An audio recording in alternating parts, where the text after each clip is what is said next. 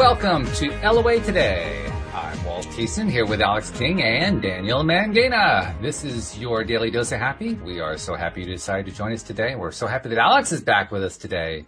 Looking good there, Alex, and you got your supernatural shirt on, so you're in good stead. I am. That's a good thing, because, I mean, we've been missing you. Every single week that you're not here, we keep... Daniel, isn't it true? Every single time she's not here, I'm saying how much I miss her, and you're saying the same thing. So we're glad you're back. Really glad. Oh, it's nice to be missed. So we've got a few things that came in. We have an email from a listener. We have an email that came in from Abraham Hicks that I wanted to bring up. And believe it or not, I have an article from Popular Mechanics I want to bring up. So it's going to be an interesting day. But we'll start off with the email from Barbie, who just wrote in to say, she was responding to something we said last week. She said, the live stream has been quiet lately because you've done a phenomenal job at promoting and directing everyone to the app, which is an interesting point. I hadn't thought of that. Good point. Yeah. So well done to you and Dan's segues. And she says she's looking forward to the new ebook gift that's going to be coming out. Alex, I promised everybody I was going to turn that book that a bunch of us wrote a couple of years ago, Real Success Stories of the Law of Attraction, into something that goes onto the app. So that's going to be coming out in the next couple of months. Yeah, that's going to be good. But yeah, thank you, Barbie. That was a good point. And Dan, I guess Barbie wanted to make sure that you knew and realized your segue attempts are noted and noticed and appreciated. Gee shucks, guys. You know how to make a boy shy. I don't think I've ever heard you say that. That's crazy. Me neither. Okay, the second thing. See me. Yes, folks, Thursday is now officially back. So the second thing I got was an email. Now, this is one of the email lists I'm on regularly. This is the Abraham Hicks email. And I was going to this say, one, we got a personal email from Abraham Hicks. I feel special. well, that would be really cool. I would like that one. But yeah, but this is close, you know. Okay. And I just brought it in because I wanted to see what you guys thought about what they're saying here. Okay. So here it goes. It says, you cannot be separated from that which you are calling God. People hear us say, reach for the thought that feels best. And they think, oh no, I need to listen to what God wants. But aren't we talking about the same thing?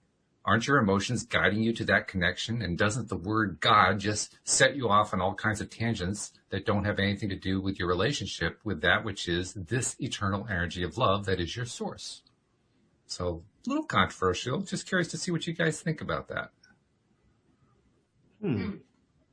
Jinx.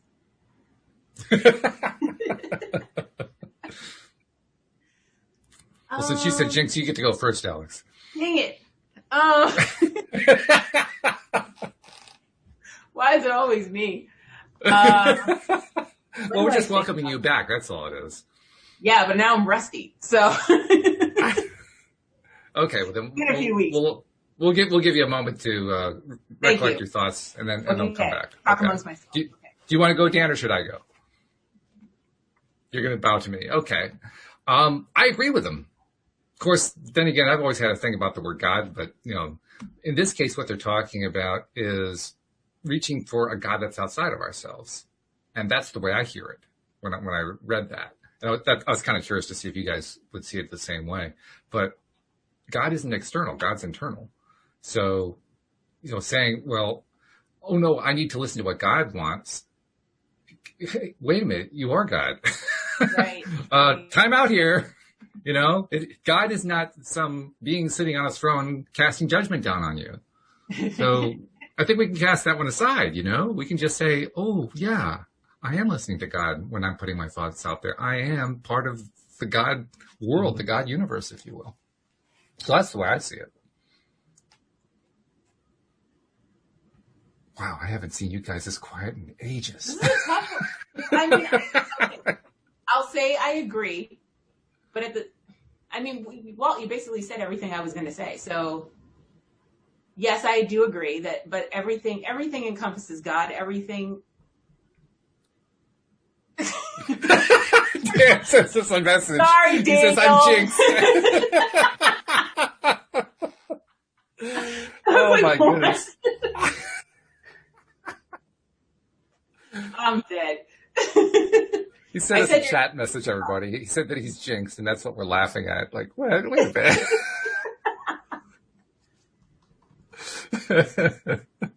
I 73. said Daniel. Oh, in England you have to say it 3 times. Oh, no, not here. Oh, that's a bit weak. Yeah, it is. What do you want from us? Okay. Hey, this is the instant gratification culture. Didn't you know that? Yeah. Well, kudos in this Millennials, event, we cut it from 3 to 1. but not from other things. So, is this the daily? Because I've got someone managed to convince me to go on a list, but they share like an excerpt from one of their talks. Is Right, this one of- exactly. Yeah, it's one of those, yes. I don't remember this one. I thought I got them all. When did this one come out? Oh, jeez. It wasn't today. It was recent, but I don't remember exactly when it was. I don't remember it. That's really interesting. Yeah. There's not much Daniel doesn't remember. I'll tell you something else that's interesting about the stuff that they send out. They send it out on a 2-year cycle. I've been on it long enough, and I've been tracking it long enough that I found that every 2 years they start all over again. Oh. Yeah. I'm working on the Do It With Dan daily content. At the moment we're using Telegram, and what's going to happen is we're going to convert all of my little daily random musings into a structured. And we're probably going to do like 3 months. I like that. Nice. But only weekdays. Yeah. Yeah, but that's good. And I'm working on my Do It With Dan coffee table book of Danisms. We're Nice. mapping at the moment. And they'll be doing this way. But so God, we're talking about God. Right. I think it really comes down to how does one conceive God? And there are going to be different answers on I that. think it depends. Yeah. And that's what I was going to say. I don't think there's a cookie cutter thing to this. It's going to come down to a person's personal relationship to source, however that's defined, whether it's God, universe, source, the divine, quantum field, or science, or the Rolling Stones, like whatever it is that you define as that thing, or string. Okay, the string. We've got that one Right. too. So I would say, yeah, infinite intelligence probably has this one on the nose. But hey, I'm just a humble jinxed human. Yes, Thursdays are definitely back, no doubt about it. Okay. Yeah, I have to say, That's- Alex, we've been really serious since you've been away. Like, Oh, no. Yes. serious people doing serious things. Alex comes back and it's, time to laugh again. It's true. It's true. Serious Thursdays doesn't rhyme. No, not really. No, but that's why we're glad that you're back because, Well, you know. thank you. Glad to be back. Okay. So, Serious like I said, Thursdays I found works. that's What'd you good. say? Furious Thursdays works. Oh, no. I guess not. That didn't quite work. Oh, Apparently. No. Oh, no. Why so serious? I'm gonna walk away because I gotta cancel everybody right now.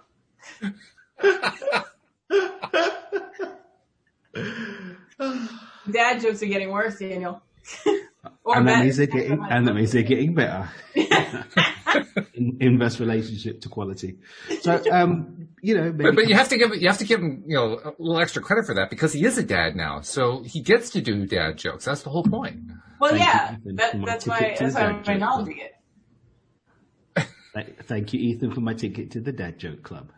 That's right. Oh yeah, your job is done. Oh boy. Sorry, what were you saying, Daniel, before we rudely interrupted you? No, I was rudely interrupting the silliness to come back to seriousness and discussing. Lord help us all. But Okay. Which Lord? Which angulation? Whichever one you pray conception? to, that it doesn't matter. Oh, okay. Everybody's got somebody different. Yeah. Or do they? Or do they? Some people could have the same. Well, when I look at my purple brick theory, everyone's looking at the same brick from a different angle. Mm-hmm. I agree. Depending on the lighting, it might not even be purple anymore. Ooh, down the rabbit hole we go. But there's also there's different grades of purple. There's violet, there's mauve, there's all kinds of. Indigo. Mm-hmm. It's like the love child of purple and blue. Yes.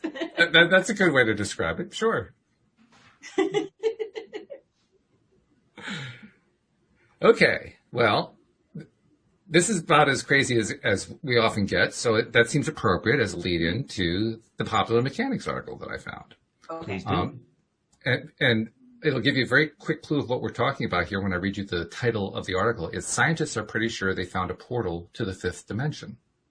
So the question I wanted to bring up is, well, is science fiction, and spirituality finally coming together on a concept?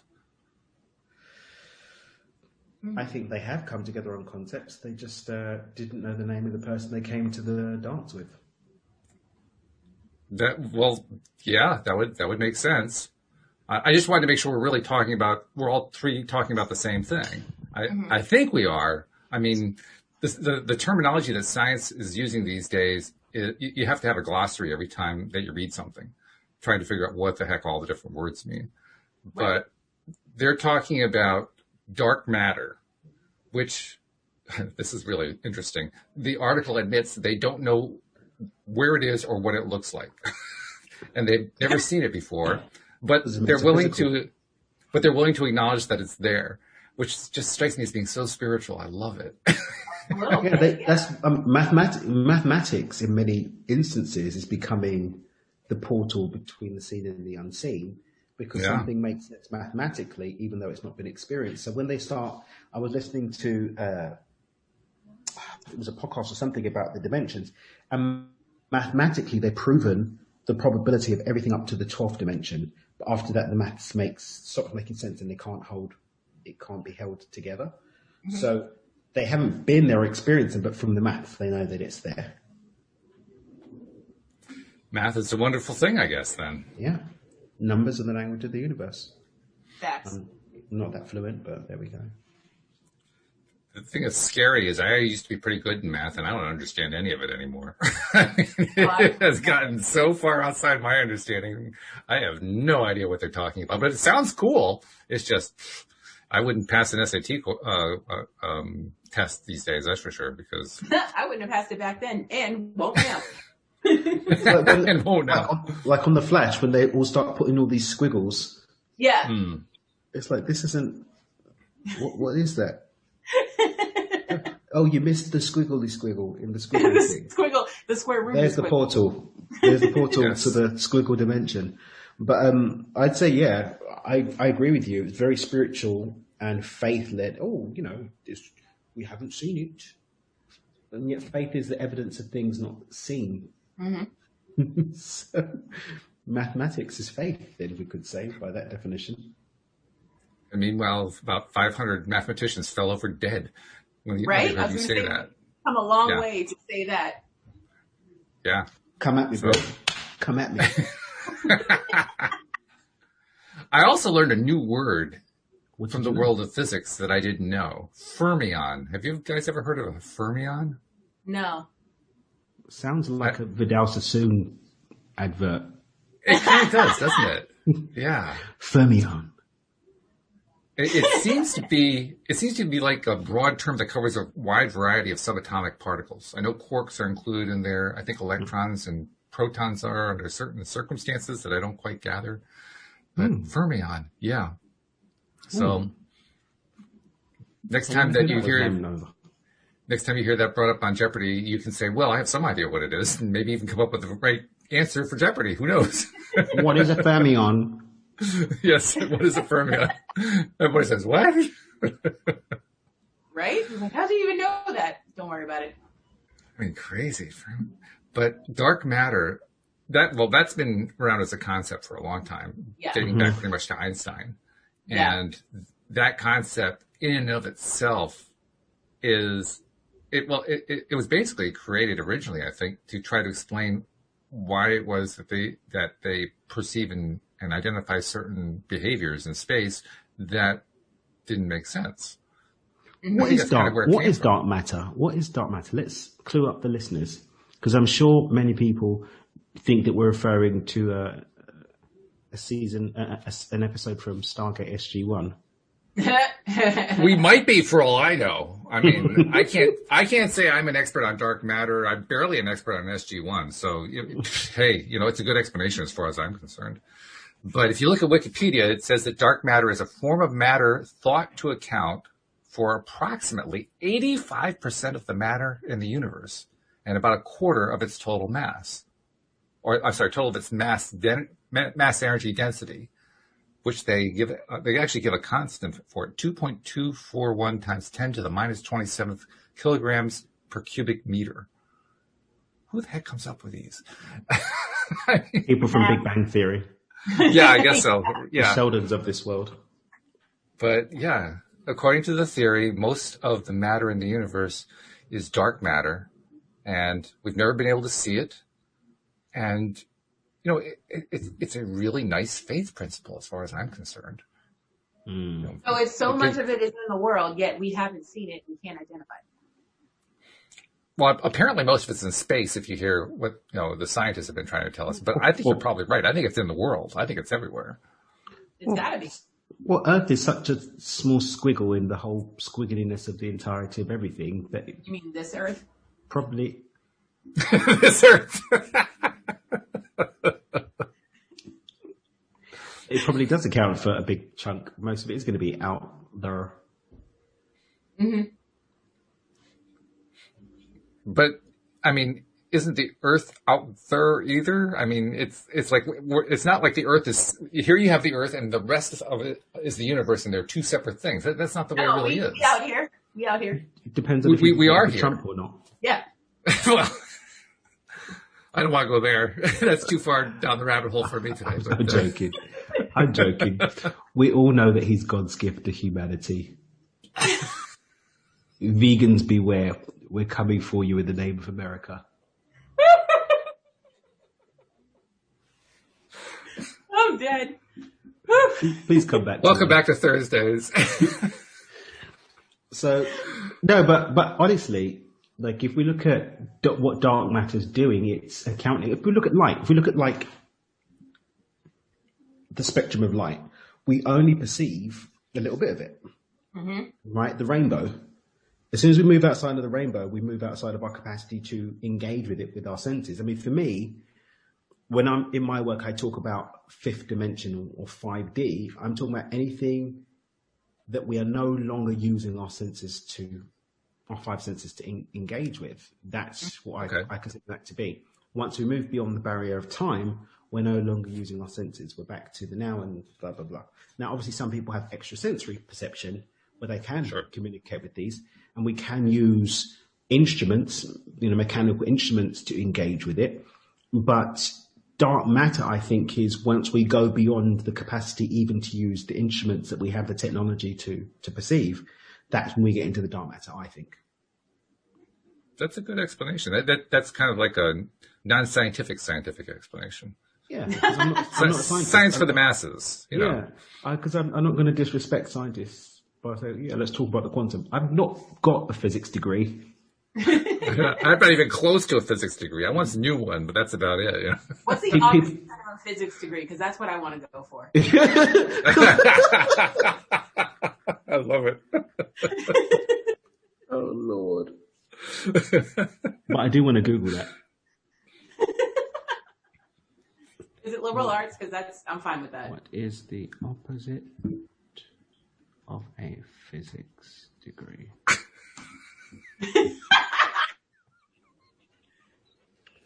The opposite of physics.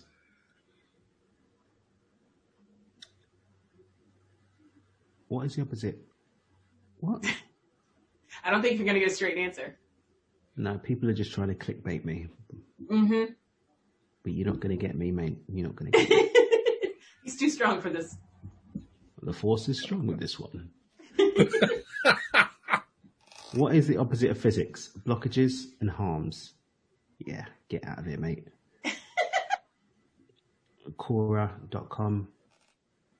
Physics is an attempt to Oh, solipsism. Solipsism. Apparently. Solipsism, oh, yes.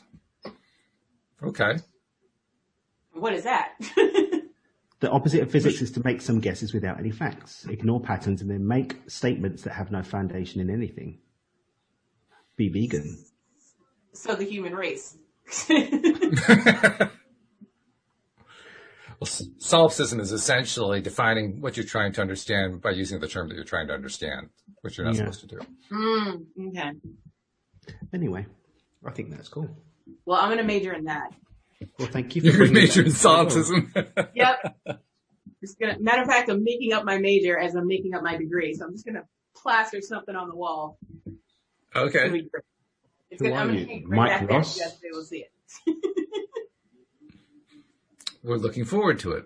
Yep. I mean, are you going to do a doctoral thesis? I'm kind of curious.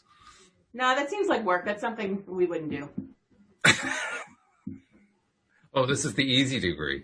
Oh, I yeah. get it. Yeah. It's the opposite of physics. Hello. Hello. The thing that is really cool about Thursdays, and I'd forgotten this because we haven't had a chance to do it in such a long time, is not only do we go down rabbit holes, we go down rabbit holes from which there are no exits.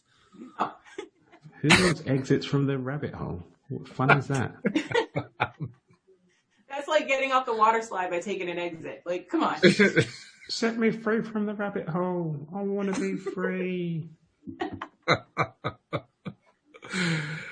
All right. Okay. Well, I'm going to try one more time and then I'll give up on the topic. But dark matter, 85% of the universe, according to the Wikipedia article, and who might disagree with Wikipedia. So 85% of the universe, and the Earth, I am positing, is part of the universe. So therefore, 85% of the Earth and the people on it and all of our life is dark matter. That's what I'm saying. So how do we not have seen it or identified it yet? Because we don't have them. We don't have them the technology Yet. to do it. We haven't got that technology yet. But as we do get that technology, because at one point, gamma rays would have fallen into dark matter, Good point. or the realm of dark matter-esque things, should I say? Mm-hmm. Mm-hmm. Yep. But now we have X-ray, infrared, also ultraviolet. All of these bad boys would have been considered to be dark matter-esque until we developed the technology to be able to perceive it beyond That's the true.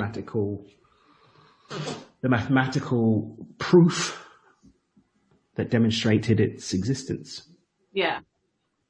And look what we got out of it. I mean, they discovered microwaves and they turned them into microwave ovens. I mean, you know, it was very practical. Once we can see it, then we can do something with it. That's right. So I guess that's the answer to your question, Alex. They haven't figured out how to see it yet, so that's why we don't know about it, other than theoretically. But if we know that it's there, A lot of it out there for us not to know what's going on. yeah, but this is par for the course, isn't it? Yeah, that's true. I mean, most of what's going on, we don't really understand that it's going on. True. Mm-hmm. That's We'll get there. that's normal. Yeah. And you know, I don't worry about it personally. I don't know about you. I just don't worry about Wasn't really on my top 10 list, but it. Right. Exactly. like. But I keep thinking about this. Turn off the alarm. Did we discover dark matter today? Let me Google it. That's me every day. I had no idea it was weighing on your mind so heavily. That's interesting. It was, and Okay. I'm glad you brought it up because Mhm. I thought I was alone. So anyway, we're really good at derailing each other. Did you guys notice that?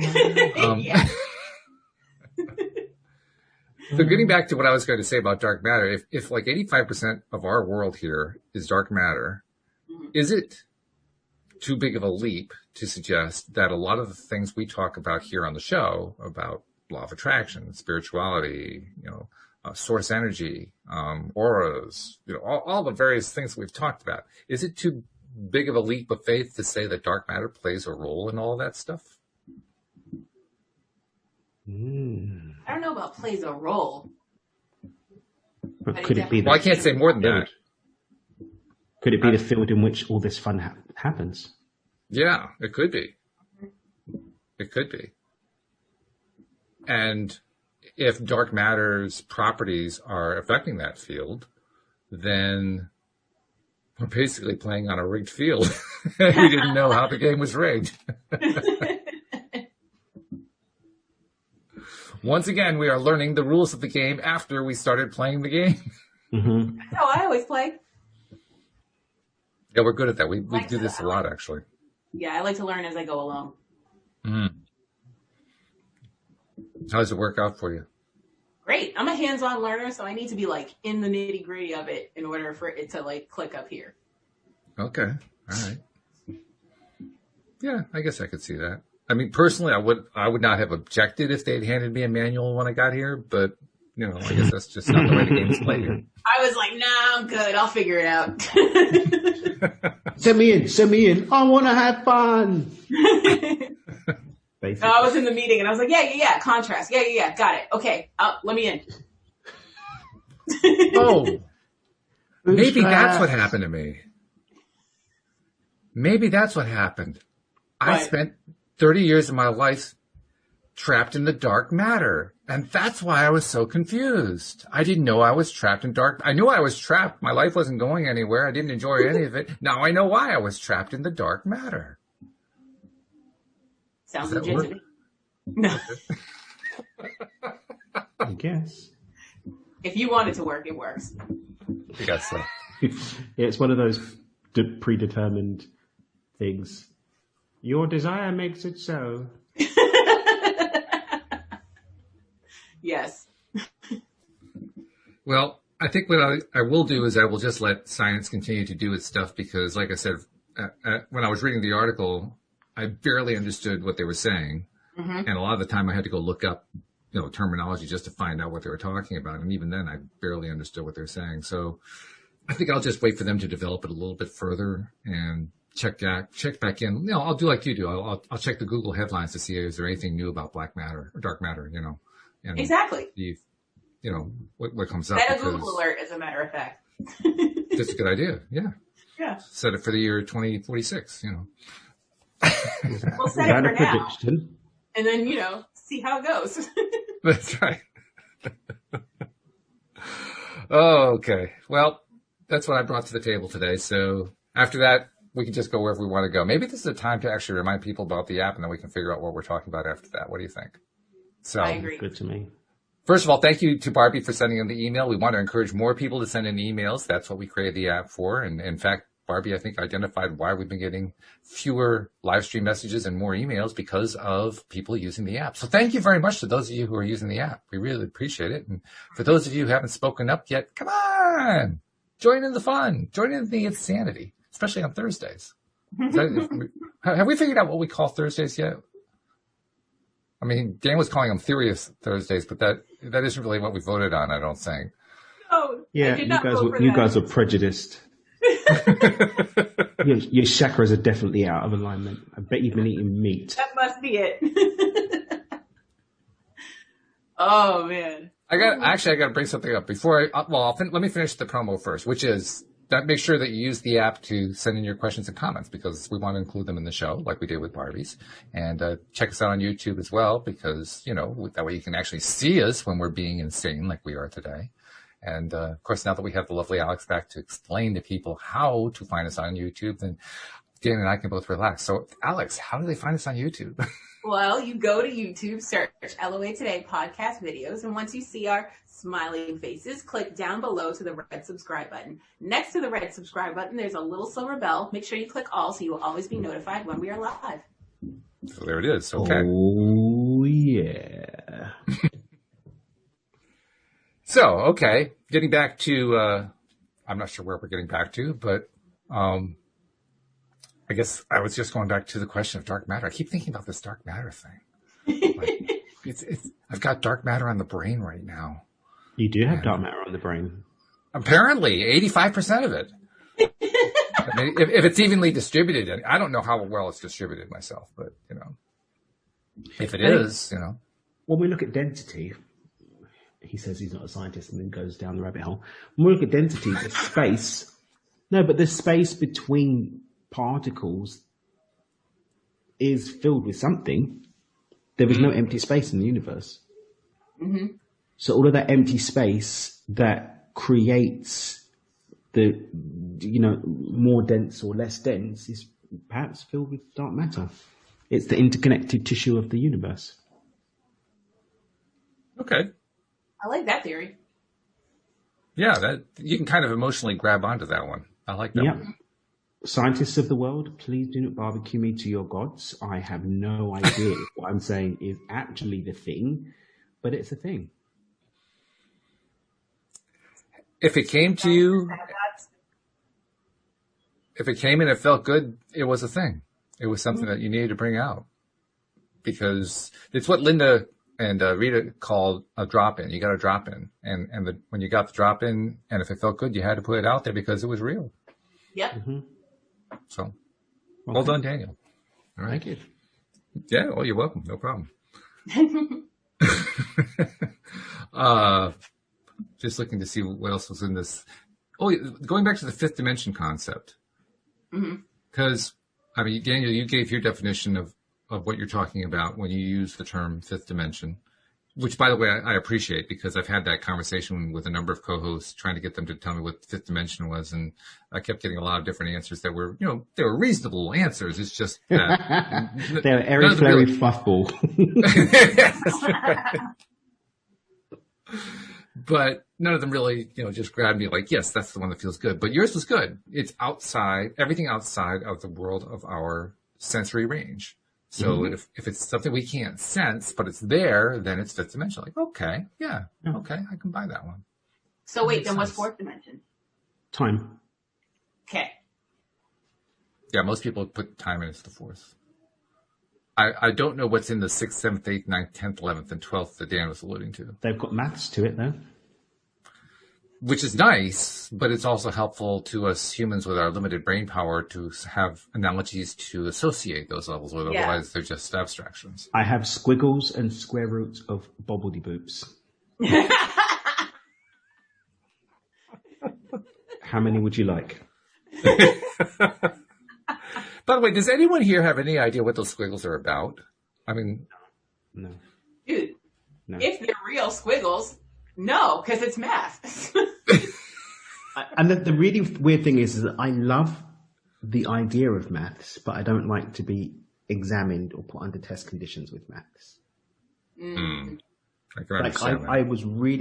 find mathematical equations actually quite satisfying, but the thing is, I found out maybe 20 years too late, being Asperger's, unless I've got a maths teacher that actually takes me through the process, I have a complete meltdown and don't know what I'm doing. So exactly. It needs to be systemized. If something's systemized, if someone says, when you do this, then you do that, then you do this, I'd be a bad boy mathematician. Yep. Because I do get it, because my brain is naturally set up to do the maths, but only if I have the way to do it. So all the squiggles I could be good with if I had a good teacher. When I've had good maths teachers that will be like, now we do this, versus blah, blah, blah, blah, blah, do the maths. Right. Now. That doesn't work for me. Yeah. You're reminding me of my sister. My sister she had two disadvantages. One disadvantage is she was younger than me by 1 year, so she would get my teachers after I was done with them, and I did pretty well with math, so they expected the same thing from her. They didn't get it, and so they were really hard on her, which was really not fair at all. Oh, that's a rough way to go.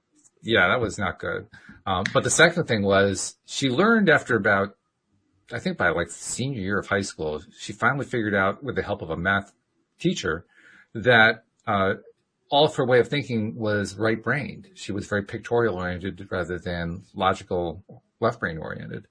And mathematics is taught left-brain-oriented. Yep. So the particular teacher, and I can remember him because he was also the AP math teacher, or AP calculus, I guess it was, sat down with her and walked her through some of the basics of geometry and trigonometry and so forth using a pictorial approach, and she got it instantly. So I'm wondering, Daniel, is that kind of similar to what you're talking about? You said if they could show you A, B, and C what to do, then you're fine. Do you have a similar thing with the pictorial thing? No, it doesn't have to be pictorial. It just has to be logically laid out. Just logically laid out. Okay, As long as so it's it's logically different. laid out, A, B, C, D, E, F, G. Anything systemized, I can learn. Anything not systemized, I will melt down. Which actually makes sense to me because, especially when we've gotten into the really deep conversations about the nature of spirit and source energy and our interaction with it and thoughts and so forth, you lay out really intricate abstract theories, and that requires having that ability to deal with stuff strung together like that. So it makes sense. Makes sense that that's a strength for you. I mean, Alex, you were nodding your head up and down. What was your thing with math? Was it that you just didn't get any of it, or did you find a particular method that worked? Or No, I had an issue way back, I want to say second grade, maybe third grade, where I was called up to the board. So I have like PTSD with math on top of the fact that like I didn't get it. So I was called up to the board and to solve a math problem. I didn't know the answer, and the teacher made me stand there the entire day until I gave an answer. Oh no. Wow. Yeah. So That's torture. yeah, literally the whole class staring at me, and I'm just standing like this for like the entire day. Yeah. That's cruelty. So anytime I get frustrated and there's a math problem involved, and I didn't even realize this till like years of therapy, and then that came up. So yeah, it was crazy. So I have an aversion to math, and also like it just doesn't click in my brain. You can show me how to do it, I'll get it in that 1 second. Yeah, your reticular activating system is shut down. Yeah, and I'm just like, I'll go home and can't do the homework, even though I just learned it in class not even a half hour ago. Wow. Yeah. There are a lot of people. I mean, yours is a particularly severe case because that particular math teacher was just abusive. But there are a lot of people who go through math classes in their primary and secondary school years, and they are learning a subject that they really are not prepared to learn. Mm-hmm. And that may sound strange, but I firmly believe all subjects need to be subjects that you're prepared for. And by prepared for, I mean you're ready for it. Like you're emotionally ready, you want it, you're excited, you're psyched, so that you're able to focus on it, and you're doing it because you're loving the idea of doing it. Mm-hmm. And math is probably the most potentially damaging subject if you don't do that. Mm-hmm. We talk a lot in the broader society about, well, not so much anymore, but it used to be a big topic, illiteracy, how much illiteracy there was. From my perspective, there's a much bigger problem with innumeracy, the inability to handle numbers. It's the one we don't maybe talk about. Yeah. Oh, yeah, exactly. Like dyscalculia is just as high up there as dyslexia, but nobody talks about it. I first noticed it back when I first got out of college. I got out of college the year that we were in the middle of double-digit inflation, so there wasn't a whole lot of jobs available. So I just got whatever I could get, and I ended up getting a job as a bank teller. And you learn really quickly as a bank teller just how many people in the population have no idea how to balance a checkbook.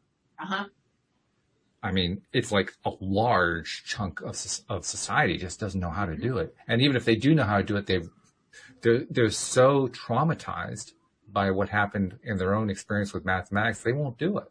Yeah. We literally had customers. Now, this was back in the 1980s. I imagine it's not all that different now.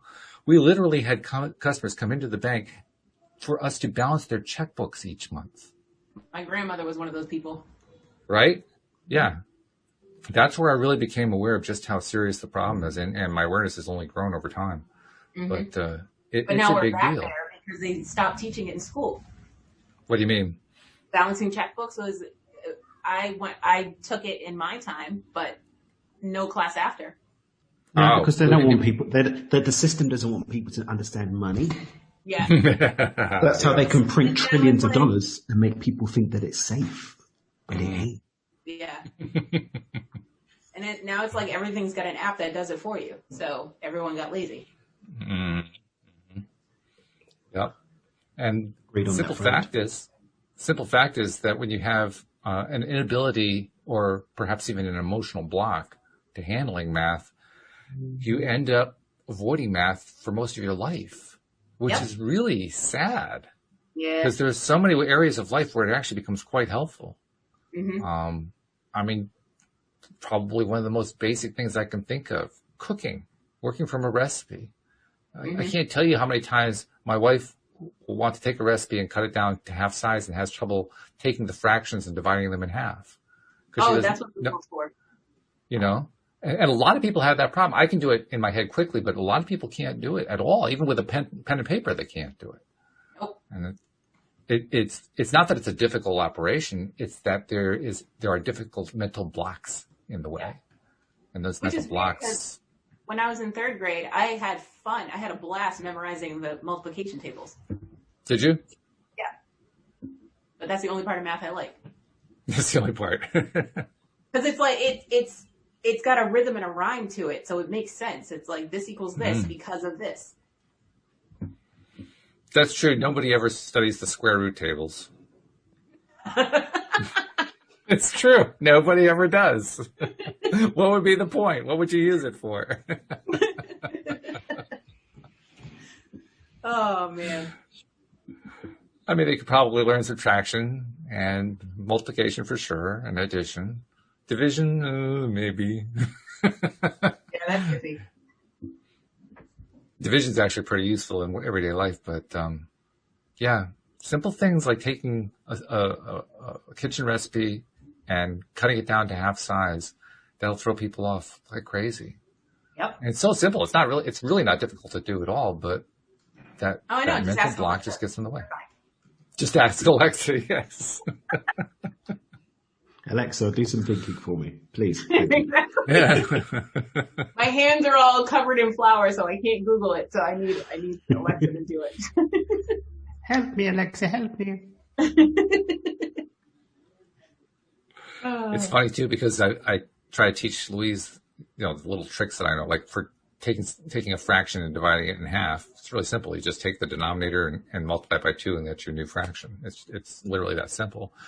And if I explain it to her, sometimes she'll get that, and sometimes she'll give me that look that says, "I have no idea what you just said." Yep, that's my face. Yeah.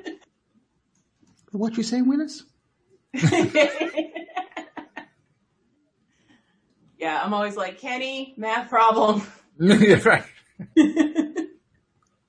Or somebody will ask me, oh yeah, what's this plus this? Dude, math. I don't know.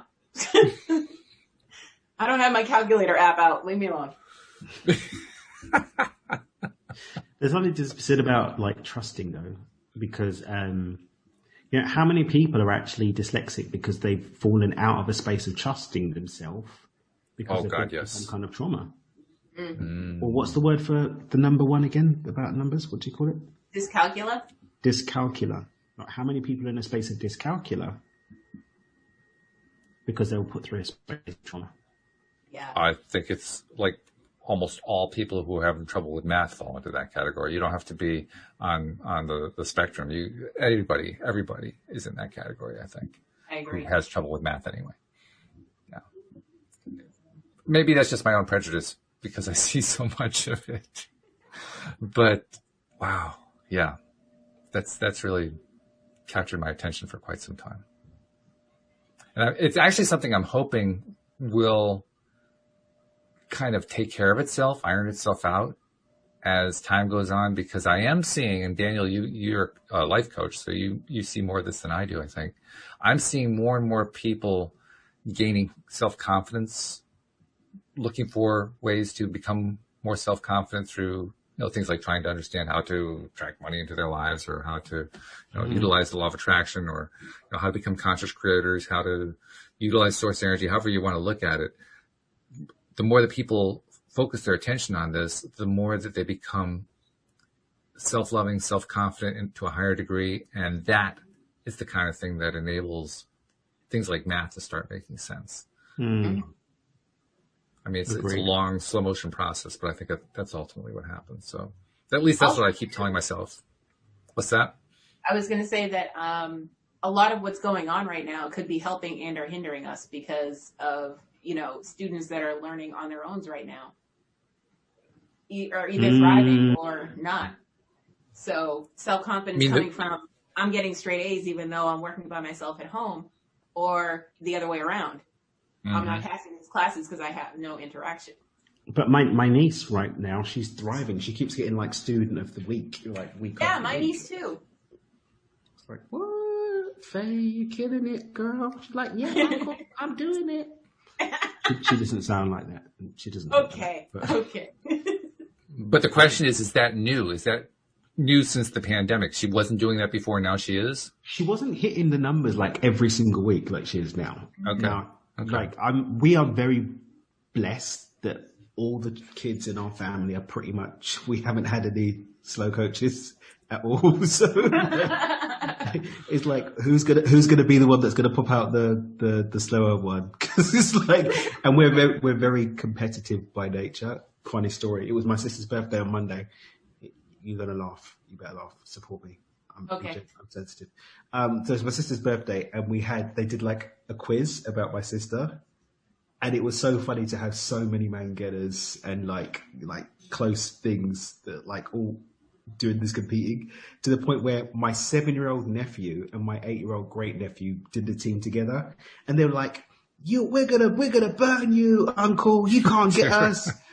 And it's like they kept me on my toes. They were like guessing and beating everybody else. I won, but it was very close.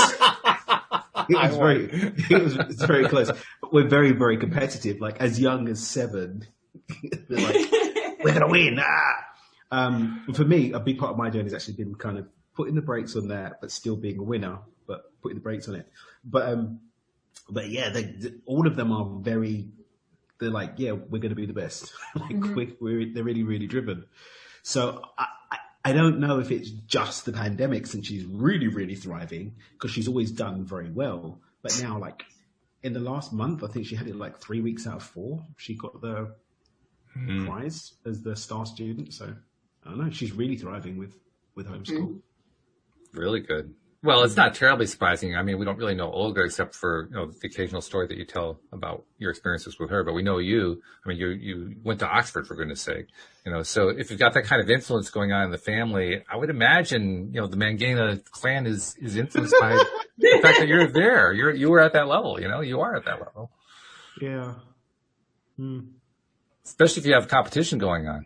Oh yeah. Because you set the standard. Defo. Yeah. So well done to the Mangena clan. You don't sound like that. We're not that in America. But.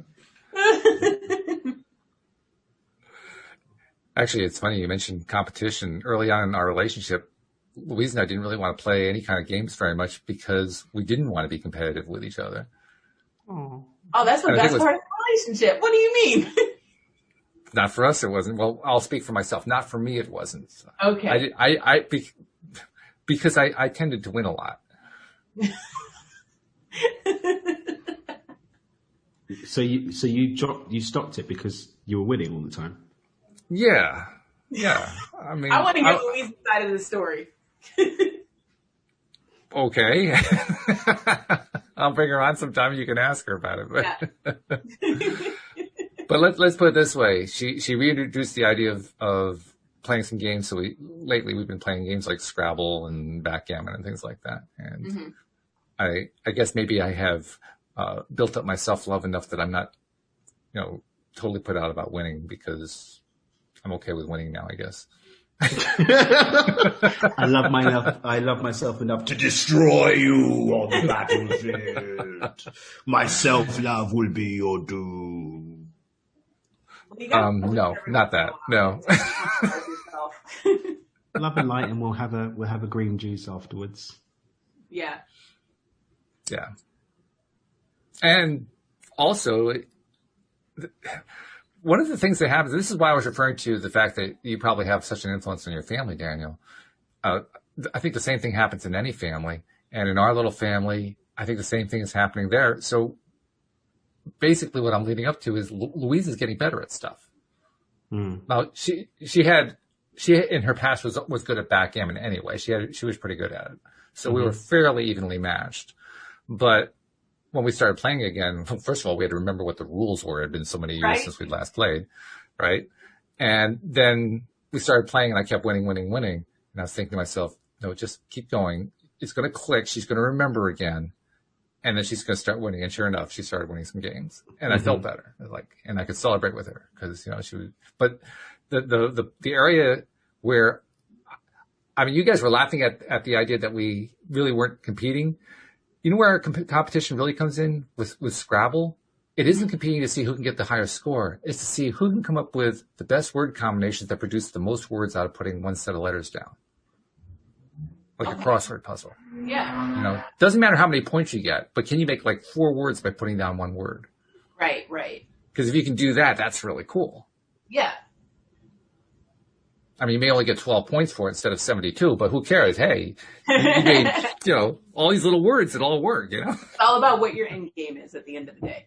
Yeah. So I guess that maybe that's a form of winning. I don't know. It is. I think so. Victory is victory. Fact. Doesn't matter if you win by an inch or a mile. And losing is losing. Exactly. I think it depends on how you define what winning is. There is no definition outside of being the winner. Let's not do this soft, fluffy 8th place award stuff. Trophy. No, it's just, I think that there's, if we go back to, the whole story about is it the butterfly that was coming out of the cocoon and they come to help the butterfly and then the butterfly can't fly. There's something that comes from adversity. Yeah. Yes.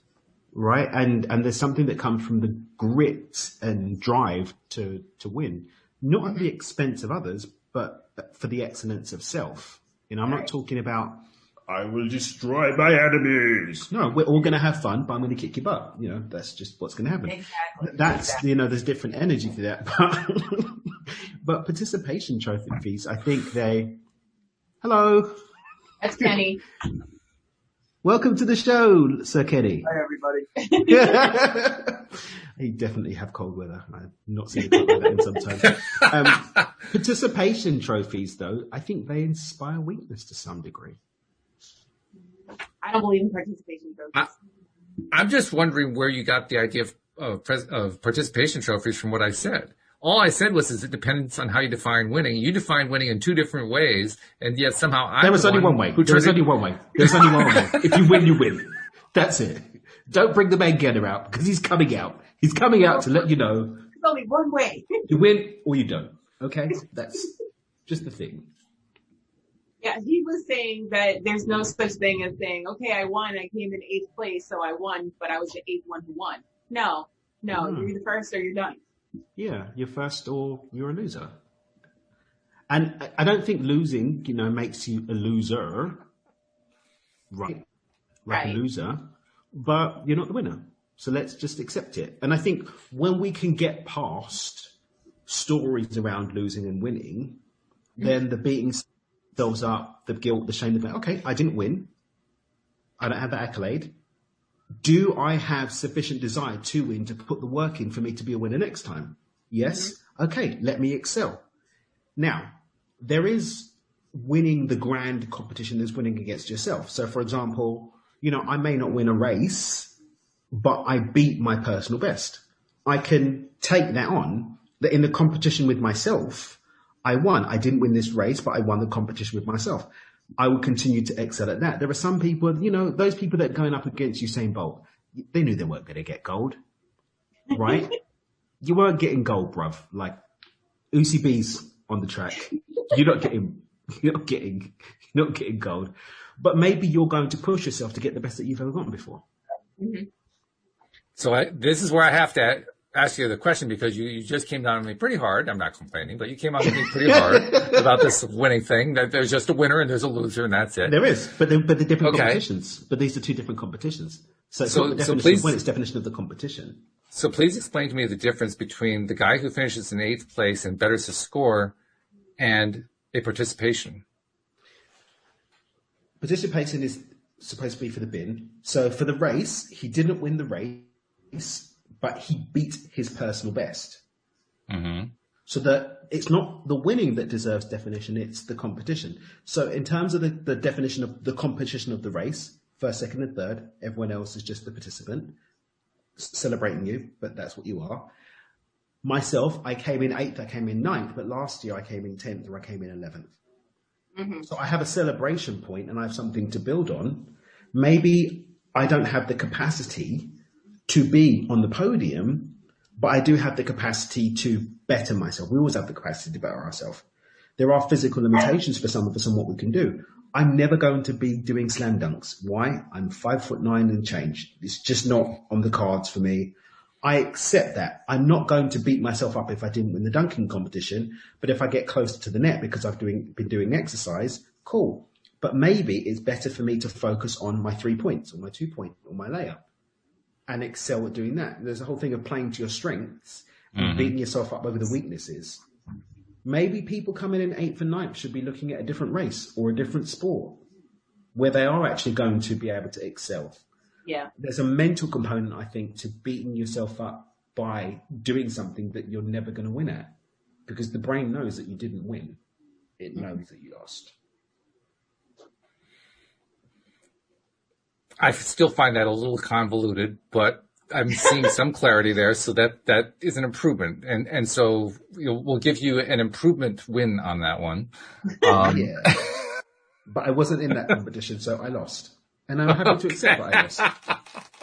I wasn't in that improvement race. I didn't sign up for that one. I signed up for the convert you to my idea. It didn't work, so I lost. Simple. There's no emotional attachment to that. It's just a fact. There were winners, and I wasn't one of them. Therefore, I didn't win. And I think losing and being a loser, I think there's a mix-up there. Well, I agree with that, yes. I still think it's rather odd that you lost at something that you didn't enter the competition on, because you said you didn't enter it. So I'm not quite No, but I lost. No, I said I didn't do a competition with myself. So, because you said the competition with, you improved, yay. I didn't sign up for that one. No medal for me. The competition I was signed up for, presenting my argument, it failed. Okay, cool. Okay. Next time I'll be better equipped. All right. Well, I guess then the way I can